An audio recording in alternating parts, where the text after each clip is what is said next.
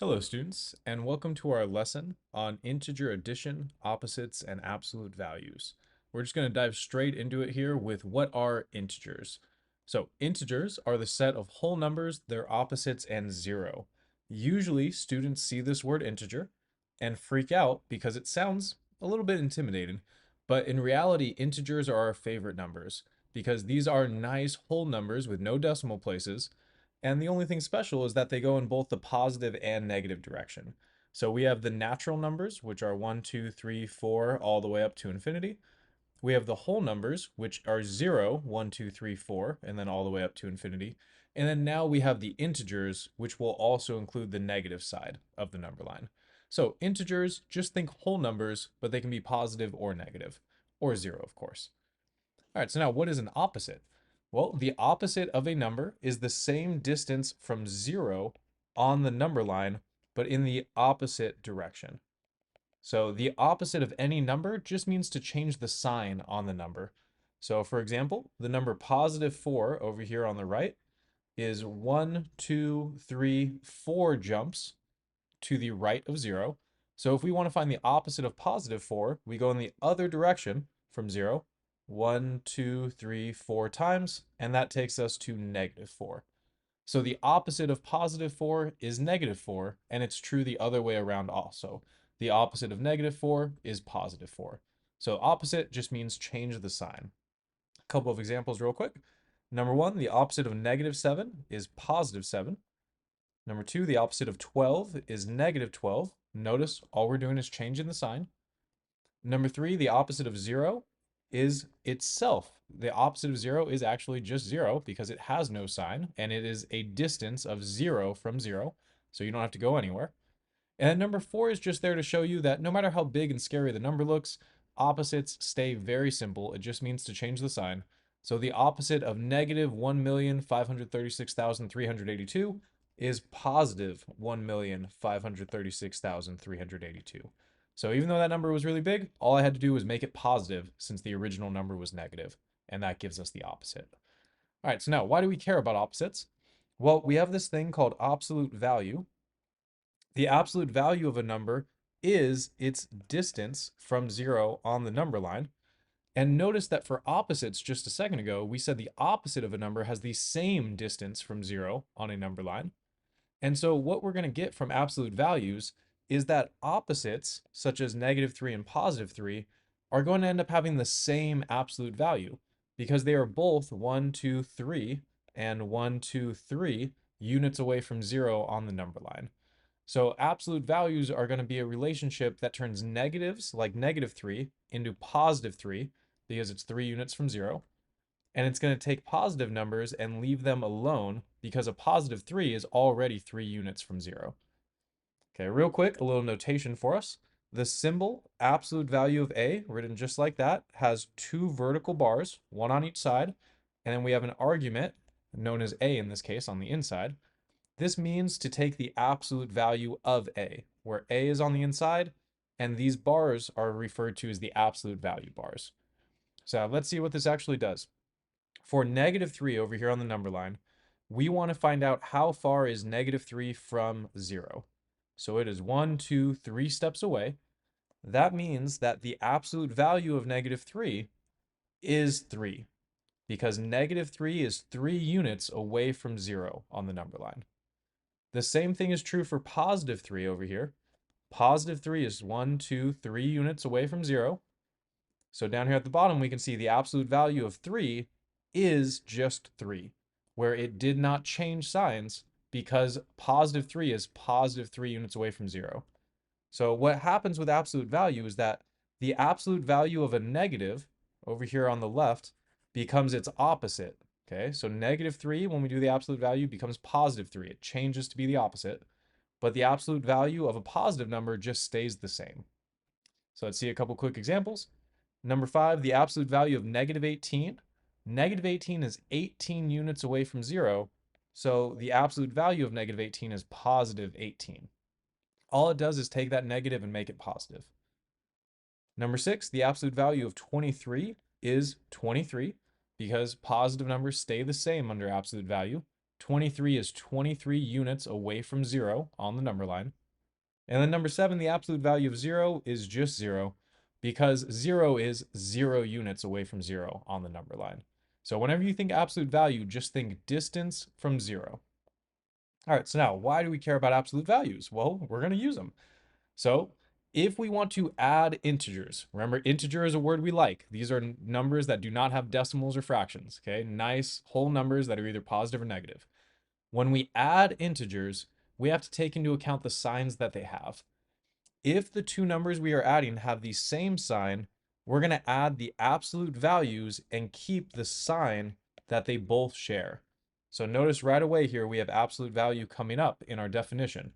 When we add integers with the same sign, we're going to keep the sign and add the absolute values. So let's see that real quick on number 8. We have -8 plus -3. A lot of you guys might think, oh, let's just actually do -8 plus -3. That's not what I want you to think of though. Okay, if we apply the rule, that first bullet point at the top, these numbers have the same sign. They are both negative, right? We have a -8 and a -3. So we're going to add the absolute values. The absolute value of the absolute value of -8 is +8, and the absolute value of -3 is +3. So I'm going to add +8 and +3, which gives me +11. But then it says, after we add the absolute values, we're going to keep the sign that they share. So because they were both negative to start off with, all I'm going to do is take my result, which was 11, and turn it into a -11, because that was the sign that they share. So when it's the same sign, you add the absolute values and then take the sign that they both share. Okay, now let's look at the second bullet point. It says that when they have different signs, subtract big minus small, meaning bigger absolute value minus smaller absolute value, and keep the sign of the number with the larger absolute value. So no matter which one is negative, we're going to do the big number minus the small number, and then we're going to use the sign from whichever number was bigger. Okay, and when I say bigger, I mean bigger in absolute value. So let's look at number 9 real quick. It says 15 plus -24. So notice only one of these numbers is negative, so they have different signs. So what I'm going to do is big number minus small number. If you ignore the signs, the bigger absolute value is the 24. So I'm going to do 24 minus 15. The reason we do big number minus small number is think back to, I believe for most of us, it's first grade, when they teach us how to subtract. It's always the bigger number minus the smaller number, and they don't even teach us about negative numbers until later on in schooling. So when we learn how to subtract, we always do the bigger number minus the smaller number, because then we can do the actual subtraction algorithm. So when I do 24 minus 15, what I'm actually doing is 4 minus 5, where 4 is not big enough, so I have to steal one from the next column. Okay, so that 2 becomes a 1, and the 4 becomes a 14. So then I'm going to do 14 minus 5, which is 9, and then in the next column, 1 minus 1 is 0, so I just get 9 as my result. But because I did big number minus small number, I can apply that subtraction algorithm. All right, so now we're not done yet, because we subtracted big minus small, but then it says to keep the sign of the number with the larger absolute value, which for us, 24 was the larger absolute value, and it had a negative on it. So I have to take my result, which was +9, and rewrite it as -9, using the sign from the bigger absolute value term. Okay, number 10 is the same thing where we have different signs. So we're going to do big number minus small number. We have -12 plus 20. I'm going to work out 20 minus 12, which is 8. And then I'm just going to check which one was negative. So when I look over at the numbers, we had a -12 and a +20. The bigger number in absolute value is 20. So my result is going to use the sign from this 20, which is positive, which means I'm done. This +8 is already correct. Okay, we keep the sign from the bigger absolute value term. Number 11, we have the same sign now, -50 plus -25. So when it's the same sign, you add the absolute values. So +50 plus +25 is +75. But then because they were both negative, we're going to use the sign that they share. So I'm going to rewrite my answer as -75. All right, so we use absolute values to make it easier for us to work out addition and subtraction, or really just addition between numbers that may or may not be negative. Okay, let's see some other uses of absolute value. The absolute value notation is what is known as a grouping symbol. And that tells us that we're going to simplify inside of the absolute value before we work on anything outside the absolute value. Okay, once we have simplified the inside of the absolute value, then we are going to evaluate the absolute value, meaning we're going to actually do the symbol. So just like we turned absolute value of -8 into +8, we're going to actually evaluate the absolute value, and then we will simplify the remaining expression. Now, in a future lesson, we're going to talk more about order of operations. And so we will more formally introduce what grouping symbols do and how to simplify expressions in general. But for right now, it's going to be fairly straightforward steps where we just have addition and subtraction. We're not going to have to worry about any other operations happening. So again, more formal introduction to order of operations later in the course. But for right now, just working on grouping symbols, in this case, just the absolute value, and then doing some addition and subtraction afterward. So let's go ahead and see them. Number 12, we want to simplify -12 plus 7 inside of the absolute values. So when we do the absolute value of this thing, what we're going to do first is simplify just the inside. So when I work out -12 plus 7, just like what I was doing up above, I'm going to do, because these are different signs, big number minus small number. So 12 minus 7 is 5. And then I'm going to put that result inside of the absolute value. But notice real quick, I didn't do a step. I got 12 minus 7 is 5, which is true, but the actual problem is -12 plus 7. So the term that has the bigger absolute value is the -12 right here. So inside of my absolute value symbols right now, I'm going to put a -5 inside, where I had to make this 5 negative because the 12 is the bigger absolute value and it is negative. All right, so I did -12 plus 7 inside. Now I'm going to evaluate the absolute value. The absolute value of -5 is +5, and then we're all done with number 12. Number 13, we have the absolute value of 4 minus 19, then -6. So what we're going to do first is work out the inside. Okay, we're going to figure out what goes in these absolute value bars, and then that -6 is still going to be in the back. So we just have to figure out what is 4 minus 19 real quick. So since we have different signs, +4 and -19, I'm going to do big number minus small number. 19 minus 4 gives me 15.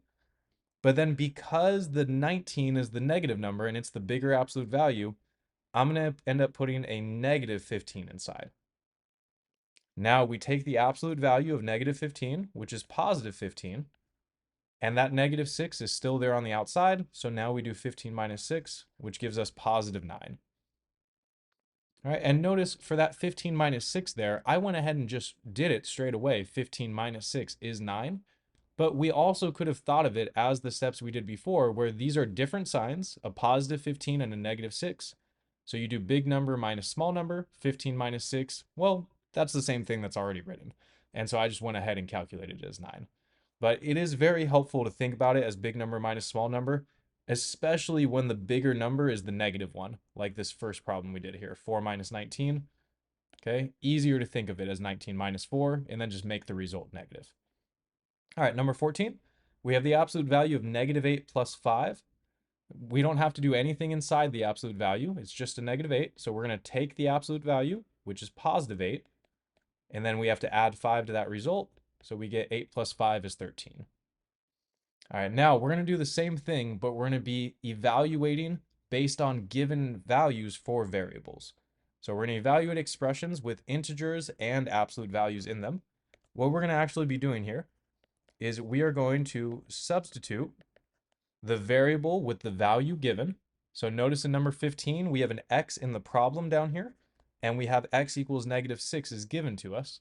So what we're going to do is replace or substitute x for -6. Okay? And then after we've done that, then we will simplify the remaining expression, just like what we were doing in numbers 12 through 14.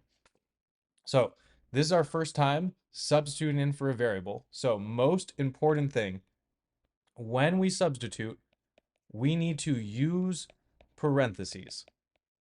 Okay? Whenever you substitute for a variable, I expect you to be putting whatever is being substituted in parentheses. So watch what I do on number 15 right now.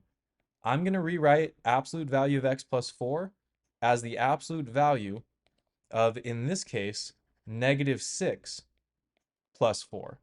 But notice that when I wrote this negative 6, I put it in parentheses. Okay, the reason for that is that sometimes, a lot of the time in fact, we need these parentheses in order to keep it true what we're writing down.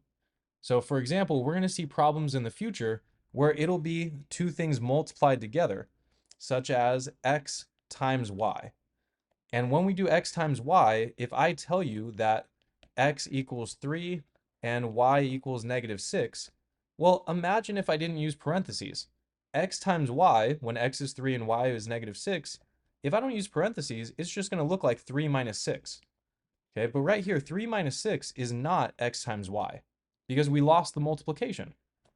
But notice if I put these two numbers in parentheses, okay, then it becomes 3 times negative 6, which is what we want when we had x times y from the start. So right now, it may not seem like it matters, but in the future, it's going to be very important that we get into the habit of always using parentheses whenever we substitute for a variable. All right, so we did that substitution for number 15. Now let's simplify. So we have the absolute value of negative 6, that is positive 6, and we're going to add 4 to it. 6 plus 4 is 10, so we end up just getting 10 as our simplified result. For number 16, we have the absolute value of y minus 5, and then we're evaluating for y equals negative 10. So what I'm going to do is rewrite this expression. Absolute value of y minus 5 is going to become absolute value of negative 10 minus 5. The absolute value of negative 10 is just positive 10, and then positive 10 minus 5 is just 5. Number 17, absolute value of a plus b, and we are given that a is negative 3 and that b is 7. So when I rewrite this, I have to substitute twice. So we're going to end up having the absolute value of negative 3 replaces our a, then we have an addition symbol in the middle, and then 7 replaces our b. So I did substitution, but for two different variables. A is negative 3, b is 7, but notice the rest of the problem stays the same. Absolute value bars on the outside and an addition symbol in the middle. So now we need to simplify inside before we do the absolute value. Inside we have negative 3 plus 7. So I'm going to do 7 minus 3, which is 4. And because 7 has the bigger absolute value and it's positive, I'm going to end up with a positive 4 inside. And the absolute value of positive 4 is just positive 4. Nothing changes there. All right, let's work through a couple applications now with this. So when we talk about things such as elevation or gains and losses, we frequently use the English language to denote whether a number should be positive or negative, but the context should also be able to inform us on what's going on. So integers, remember integers is a word we like. Those are just positive or negative whole numbers. Integers can represent positions above, which would be positive positions, or below, which would be negative positions, sea level. So above or below sea level, above is positive, below is negative. And we use the absolute value whenever we're talking about a total depth or height. And usually, as we're going to see in the first couple words here, we use the absolute value if the words we're using after already tell us if the number should be positive or negative. So let's read number 18 real quick. A submarine is 250 feet below sea level, and a helicopter is 1,200 feet above sea level. What is the difference in elevation between them? Okay, so we have a few key words we're going to pick out of this. 250 feet below sea level. Well, we wrote 250, but really, because it's below sea level, this is negative 250. A helicopter is 1,200 feet above sea level. So above means this is a positive 1,200 feet. Okay, so we used absolute value in the wording because below sea level and above sea level already gave us the positive or negatives. But really, these two elevations are negative 250 and positive 1,200. Okay, then it says, what is the difference between them? Whenever you see the word difference, that is always going to mean to subtract. All right, so what we're going to actually work out in this problem is that the difference in elevation, okay, is going to be 1200 minus negative 250. But how do I know that it's that? Right? Well, let's draw a little doodle. Okay. If I have sea level, which is right here, let's call that the ocean, we might have this submarine sitting down below, and we might have a helicopter, which I have no idea how to draw a helicopter, but I'll put some little spinny things on this guy. Okay, that's my helicopter. This helicopter up above is going to be 1,200 feet up, and this submarine down below is going to be 200 feet below. So if we think about trying to find the distance between them, notice that we're going to go 1,200 feet up and 250 feet down. So we're actually just going to add together these two absolute values to find the total distance.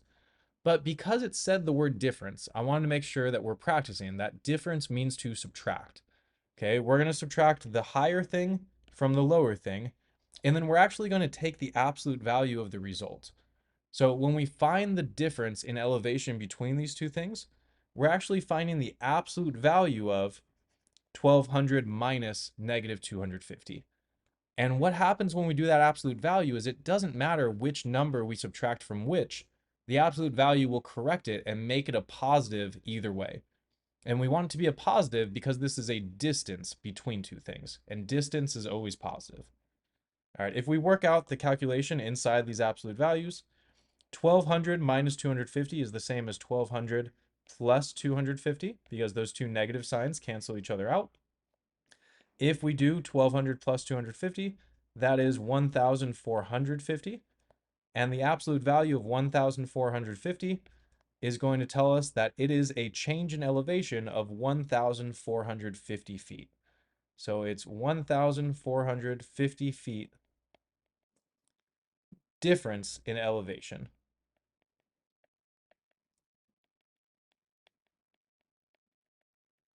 And I encourage you to try these two numbers the other way around. Okay, subtract them in the different order and take the absolute value. And what you're going to find is that you get a negative number on the inside, but then when you take the absolute value, it'll become the exact same result. All right, let's look at number 19. A hiker is 540 feet below sea level and plans to gain 1,450 feet of elevation, meaning they're going to be climbing upward. How high above sea level will the hiker finish? So we are starting at a distance below sea level, which means this is really negative 540 feet. And we're going to gain, meaning add 1,450 feet. So if you think about this in terms of a diagram, if we have sea level again right here, our hiker is going to start off below sea level, but then he's going to hike all the way up and end up way up here above sea level. So we just want to find out how far above sea level is this hiker actually going. We start again at negative 540, and we're going to go all the way up 1,450 feet. So if you think about position-wise, we're starting down below, and then we are just adding 1,450 feet. So all we have to do to calculate this one is do negative 540 plus 1,450. And remember, we learned how to add signed numbers earlier in this lesson. We have different signs, so we do big number minus small number. So over on the side, I'm going to do 1,450 minus 540. Okay, that subtraction works out to a 0. 5 minus 4 is 1. 14 minus 5 is 9. So I get 910 here. And then because 1,450 was the bigger absolute value and it's positive, we're going to keep this number 910 as a positive. And so 910 feet above sea level is where we're going to finish. Or where this hiker, I should say, is going to finish. Number 20, a roller coaster starts at 60 feet above ground, drops to 40 feet below ground, then climbs back to 80 feet above ground. What is the total change in height from the lowest point to the highest point? So if we draw a little picture of this roller coaster, we're going to start at 60 feet above ground. Then we're going to go down to 40 feet or negative 40 feet in elevation, but 40 feet below ground, and all the way back up to 80 feet above ground. And it is asking us specifically, what is the change in height from lowest point to highest point? So from the lowest point, which is down here at negative 40, to the highest point, which is way up there at 80, we want to find out what is the total change in height. So just like in number 18, we want to subtract these two numbers from each other to find out how far apart they are. And what we're going to do is put the absolute value around it to say that this is a distance. Okay, we are trying to find out a positive distance between these two numbers. So we are going to go from negative 40 all the way up to 80. So I'm going to do 80 minus negative 40 and put that in absolute values. When we work this out, this is the same as doing 80 plus 40 because minus a negative. 80 plus 40 is 120. And so we end up with the absolute value of 120, which is just 120. So what this tells us is that the change, the total change in height from lowest point to highest point is 120 feet in elevation. And I'm going to put in elevation change here because we are specifically referring to how much it changed. All right, let's talk a little bit about some finances now. Money gains and losses. Positive numbers are going to represent gains, negative numbers will represent losses, and the absolute value just tells us the size of the change. So, number 21 here, if you gain $25 on one day, notice the word gain, and lose $40 the next day, write each as an integer, meaning a signed number, and find the net change to your portfolio. So what we're going to be doing is taking 25 gain, which is a positive 25, and combining it with a $40 loss, which is a negative 40, and seeing what the total change is. So if you start with $0 and I give you $25, you now have $25. And then if you lose $40, well, we're just going to subtract 40 from that 25 you had. So you gained 25 and then you lost 40. So we're going to work out 25 minus 40. Remember to do big number minus small number. So on the side, I'm going to do 40 minus 25, which works out to be 15. And because the bigger number, the bigger absolute value was the 40 and it's negative, I'm going to put negative 15 here as my result. So I'm taking this negative sign from the 40 and my positive 15 over here and putting those together to get negative 15. But now we're talking about money here. So we want to make sure that we answer this question using units, which in this case are dollars. So because we got negative 15 here, we're going to say that this means that it is a $15 loss in the portfolio. And a portfolio, by the way, is just the money you have. Like it's all of your assets put together. That's your portfolio. So when it says to find the net change to your portfolio, find out how much money you gained or lost in this case. So we gained 25 and lost 40. So overall, we had a $15 loss because negative 15 means that we were losing money there. Notice I take the absolute value of negative 15 to get that total change. Okay, that $15 loss there. All right, last one for us. A store reports a profit of $6,500 in January and a loss of $4,200 in February. Which month had the larger change in money, and what was the change in profits between the 2 months? So two very different questions here. So I'm going to draw a little line down the middle to answer one at a time. First question is which month had the larger change in money? So in 1 month, we profited $6,500. And in the other month, we lost $4,200. So the question is, if we compare the absolute value of these two numbers, and sorry, I forgot the negative sign on the 4,000 there. So if we compare the absolute value of these two numbers, which one is bigger? And we want the absolute value because that represents the change. Okay, right now the signs, positive and negative, tell us if it was good or bad, but we just want to know how big that change was. So if we take these absolute values, we're going to get 6,500 on the left and 4,200 on the right. And we're just going to choose the one that is larger. So 6,500 is the larger number. Okay, and so since 6,500 is the larger number, and that corresponds to January, we're going to say that January had the larger change.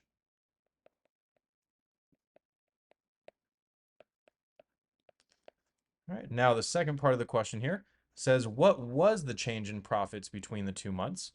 So if in one month we were positive 6,500 and in the other month we were negative 4,200, to find the total change, what we're going to do is calculate the absolute value of 6,500 minus negative 4,200.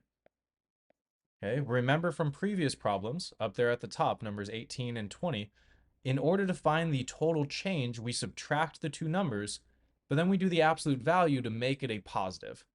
So when we do this math right here, we're going to get the absolute value of 6,500 plus 4,200, because a negative minus a negative is a positive.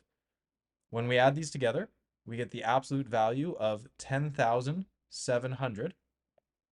And the absolute value of 10,700 is just 10,700. So we can say then that this is a $10,700 change in profits. So now, before we wrap this up, is that last answer correct? So let's think about it in two different ways here. In one way, it just says what was the change. So the change is the difference between two numbers. So the difference between 6,500 and negative 4,200 is $10,700. So in one way, we would say yes, this is the change, okay? Is a change of $10,700.